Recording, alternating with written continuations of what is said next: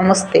ಇವತ್ತು ಗುರುವಾರ ಹೋಟ್ಲಲ್ಲಿ ಇವತ್ತು ಬಸ್ಸಾರು ಈ ತರಕಾರಿ ಎಲ್ಲ ಹಾಕಿ ಬಸ್ಸಾರು ಮಾಡೋದು. ಇದರಲ್ಲಿ ಏನೇನು ತರಕಾರಿ ಅಂದರೆ ಹುಳ್ಳಿಕಾಯಿ, ಸೀಮೆ ಬದನೆಕಾಯಿ ಮತ್ತು ಹೀರೆಕಾಯಿ ಮತ್ತು ಕುಂಬಳಕಾಯಿ ಇಷ್ಟು ಹಾಕೋದು. ಜೊತೆಗೆ ಸೊಪ್ಪು ಇದೆಲ್ಲ ಕೋಸು ಎಲ್ಲ ಹಾಕಿ ನಾನು ತೋರಿಸ್ತೀನಿ ಒಂದೊಂದೇ ಇದೆಲ್ಲ ಹಾಕಿ ಬಸ್ಸಾರಿಗೆ ಅಂತ ಎಲ್ಲ ಕಟ್ ಮಾಡಿಟ್ಟವ್ರೆ ಅಣ್ಣ ಎಲ್ಲ ಅವ್ರ ಅಮ್ಮನ ಆಸ್ಪತ್ರೆಗೆ ಕರ್ಕೊಂಡು ಹೋದ್ರು. ಹಂಗಾಗಿ ನಾನು ಇದನ್ನೆಲ್ಲ ವೀಡಿಯೋ ಮಾಡ್ತಾಯಿದ್ದೀನಿ ನೋಡಿ.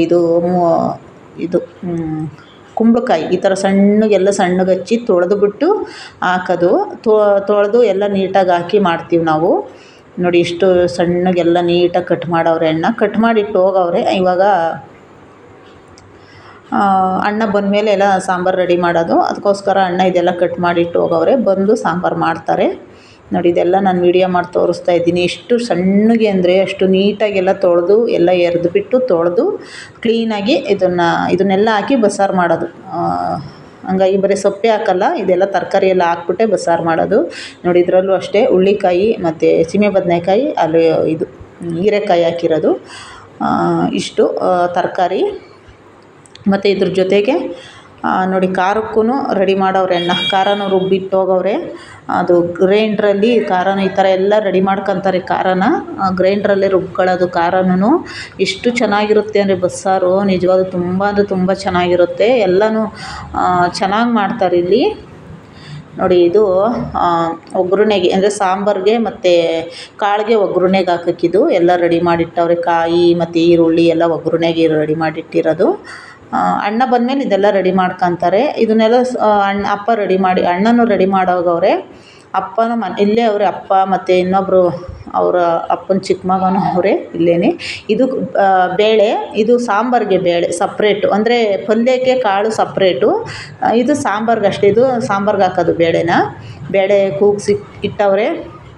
ಇದೆಲ್ಲ ನಾನೇನು ಮಾಡಲ್ಲ, ಅಪ್ಪ ಅಣ್ಣನೇ ಮಾಡ್ಕೊತಾರೆ ನೋಡಿ. ಪೂರಿ ಹೊಸ್ದ್ಬಿಟ್ಟು ಈ ಥರ ನಾವು ಪಿಲೇಟ್ ಮೇಲೆ ಪೇಪರ್ ಹಾಕಿಡ್ತೀವಿ. ಅಂದರೆ ಏನಾದರೂ ಅಂದರೆ ಕಸರೆ ಏನೂ ಆಗಬಾರ್ದು ಅಂತ ನೋಡಿ. ಸಾಗು ಚಟ್ನಿ ಎಲ್ಲ ಈಗ ಬರ್ತಾರಲ್ವ ಜನಗಳು, ಅವ್ರಿಗೆಲ್ಲ ಹಾಕ್ಕೊಡೋಕ್ಕೆ. ಮತ್ತು ಪೂರಿನೂ ಈ ಥರ ರೆಡಿ ಮಾಡಿಟ್ಟವ್ರೆ. ಇದರಲ್ಲಿ ಮಿಕ್ಕಿದ್ದು ಪೂರಿ ಹಾಕಿ ಮಿಕ್ಕಿದ್ದು ನಾವು ಚಪಾತಿಗೋಸ್ಕೊಂತೀವಿ.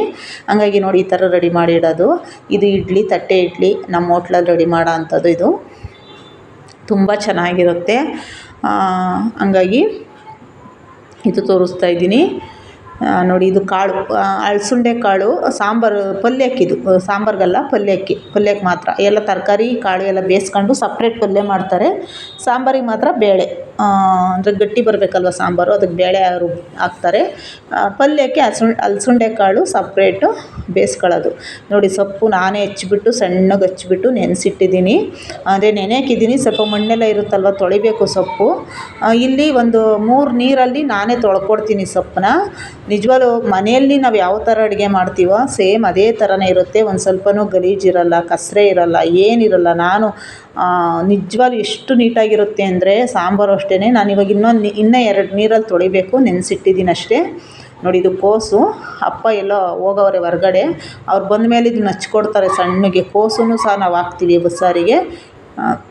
ತರಕಾರಿ ಮತ್ತು ಸೊಪ್ಪು ಅಲಸಂಡೆ ಕಾಳು ಹಾಕಿ ಬಸ್ಸಾರು ಮಾಡೋದು ತುಂಬ ಅಂದರೆ ತುಂಬ ಚೆನ್ನಾಗಿರುತ್ತೆ. ಇಲ್ಲಿ ಬರೋರು ಅಷ್ಟೇ ತುಂಬ ಇಷ್ಟಪಟ್ಟು ಊಟ ಮಾಡ್ತಾರೆ ನೋಡಿ. ನಾವೆಲ್ಲ ಇದು ಸಾಂಬಾರು ಅನ್ನ ಎಲ್ಲ ಒಲೆಯಲ್ಲೇ ಮಾಡ್ಕೊಳ್ಳೋದು, ಸೌದೆ ಒಲೆಯಲ್ಲೇ ಮಾಡೋದು ಅಡುಗೆನ. ಯಾವುದೂ ಇಲ್ಲಿ ಇನ್ನೇನಿಲ್ಲ, ಬರೀ ಸೌದೆ ಒಲೆಯಲ್ಲೇ ಮಾಡೋದು ನೋಡಿ. ಅಣ್ಣ ಬಂದು ಸಾಂಬಾರು ರೆಡಿ ಮಾಡಿದ್ರು ನೋಡಿ. ಈ ಥರ ಬರುತ್ತೆ ಬಸ್ಸಾರು.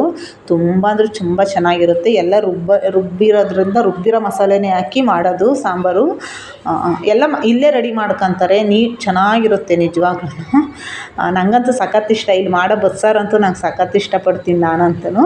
ತುಂಬ ಚೆನ್ನಾಗಿರುತ್ತೆ. ಎಲ್ಲರೂ ಅಷ್ಟೇ, ಇಲ್ಲಿ ಬರೋಂಥ ಕಸ್ಟಮರ್ ಎಲ್ಲ ತುಂಬ ಇಷ್ಟಪಟ್ಟು ಬಂದು ಊಟ ಮಾಡೋಗ್ತಾರೆ. ತುಂಬ ಚೆನ್ನಾಗಿರುತ್ತೆ. ಅಂದರೆ ಹೊಟ್ಟೆ ತುಂಬ ಊಟ ಫುಲ್ ಮೀಲ್ಸು, ಹಂಗಾಗಿ ಹೊಟ್ಟೆ ತುಂಬ ಊಟ ಇರುತ್ತೆ ನೋಡಿ. ಅಣ್ಣ ಬಂದು ಸಾಂಬಾರು ಮತ್ತು ಕಾಯಿ ನೋಡಿ ಈ ಥರ ಕಾಳು ಪಲ್ಯ ರೆಡಿ ಮಾಡೋದು. ಅಲಸಂಡೆ ಕಾಳು ಮತ್ತು ಎಲ್ಲ ತರಕಾರಿನೂ ಹಾಕಿ ಕಾಳು ಪಲ್ಯ ರೆಡಿ ಮಾಡ್ತೀವಿ ನಾವು. ತುಂಬ ಅಂದರೆ ತುಂಬ ಚೆನ್ನಾಗಿರುತ್ತೆ. ಗುರುವಾರದ ದಿವಸ ಈ ಥರ ಸೊಪ್ಪು ಕಾಳಿನ ಬಸ್ಸಾರು, ಮತ್ತು ಸೋಮವಾರ ಮಸೊಪ್ಪು. ಪ್ರತಿದಿನವೂ ಒಂದೊಂದು ಸಾಂಬಾರು ಇರುತ್ತೆ. ನಾನು ಪ್ರತಿ ದಿನದ್ದು ಸಾಂಬಾರದ್ದು ವೀಡಿಯೋನು ನಾನು ಹಾಕ್ತೀನಿ ಇನ್ಮೇಲೆ ನೋಡಿ. ನಿಜವಾಗ್ಲೂ ತುಂಬ ಚೆನ್ನಾಗಿರುತ್ತೆ ಇಲ್ಲಿ ಊಟ ಮಾತ್ರ. ನನ್ನ ವೀಡಿಯೋ ನೋಡಿ ಯಾರು ಬರೋ ಅಂಥವ್ರಿದ್ದರೆ ಬಂದು ಊಟ ಮಾಡ್ಕೊಂಡು ಹೋಗಿ, ತುಂಬ ಚೆನ್ನಾಗಿರುತ್ತೆ.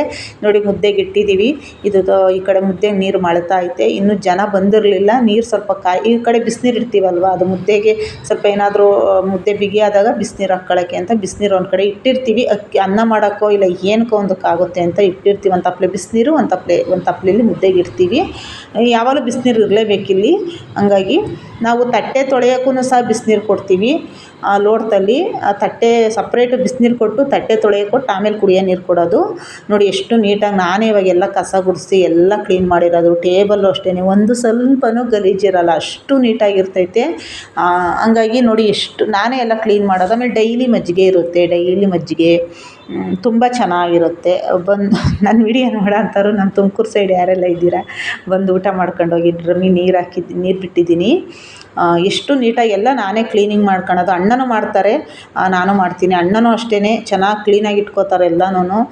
ಒಂಥರ ಹೆಣ್ಮಕ್ಳು ಥರ ನೀಟಾಗಿ ಇಟ್ಕೋತಾರೆ. ನಾವು ಅಷ್ಟೇ ಕ್ಲೀನಾಗಿ ಇಟ್ಕೊತೀವಿ. ಈ ಕಡೆ ಅಕ್ಕಿ ನೀರಿಟ್ಟಿದ್ದೀವಿ ಸ್ಟವ್ ಮೇಲೆ.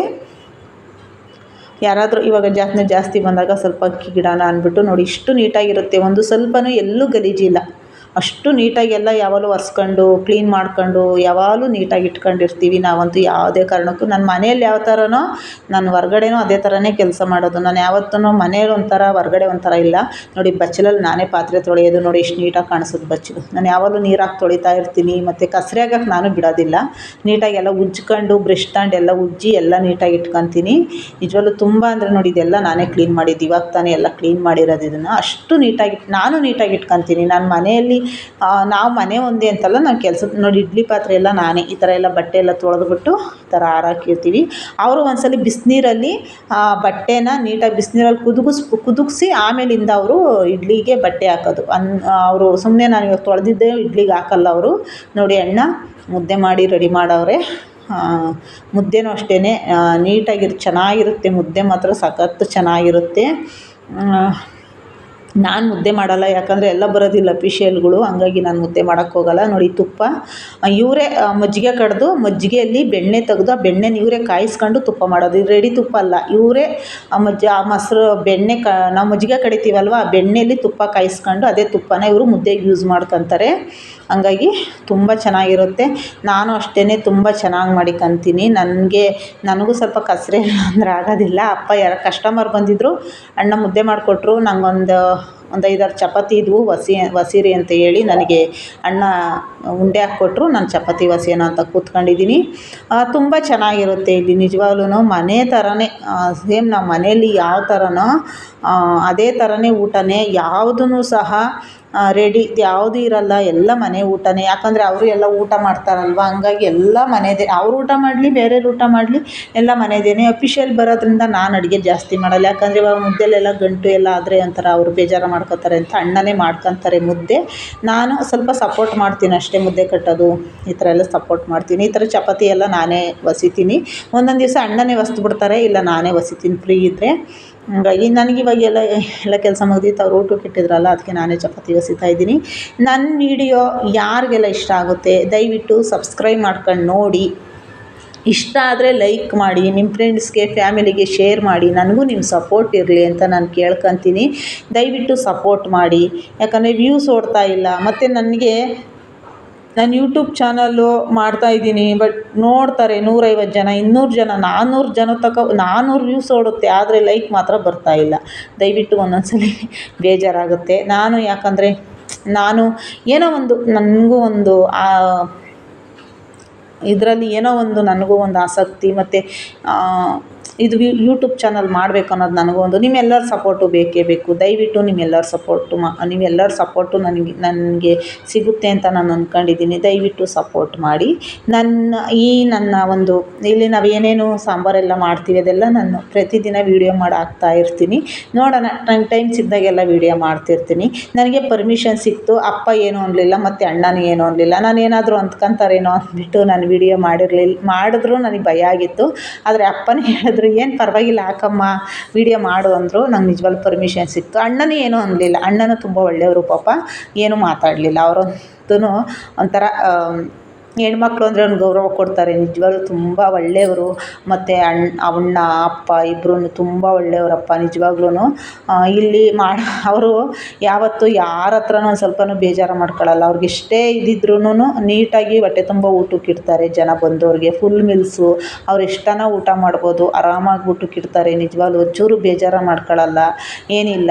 ಹಂಗಾಗಿ ನನಗೂ ಇಲ್ಲಿ ಕೆಲಸ ಮಾಡೋಕ್ಕೆ ಬೇಜಾರು ಅನಿಸಲ್ಲ. ನಿಜವಾಗ್ಲೂ ನಾನು 1.5 ತಿಂಗಳು ಆಯ್ತಾ ಬಂತು ನಾನು ಕೆಲ್ಸಕ್ಕೆ ಸೇರ್ಕೊಂಡು. ಒಂದು ದಿವಸನೂ ನನಗೆ ಬೇಜಾರಾಗಿಲ್ಲ. ನಿಜವಾಗ್ಲೂ ಕೆಲಸ ಮಾಡೋಕ್ಕೆ ನಾನು ಒಂದು ದಿವಸನೂ ನಾನು ರಜೆ ಹಾಕ್ಕೊಂಡಿಲ್ಲ. ಅವ್ರು ರಜೆ ಕೊಟ್ಟರೆ ಇನ್ನು ನಮಗೆ ಸೋಮವಾರ ತನಕ ಇವತ್ತು ಬಿಟ್ಟರೆ ಇನ್ನು ನನಗೆ 3 ದಿವಸ ರಜೆ ಇರುತ್ತೆ. ಸೋಮವಾರದಿಂದ ನಾನು ಇದ್ರದ್ದು ವೀಡಿಯೋ ಮಾಡ್ತೀನಿ.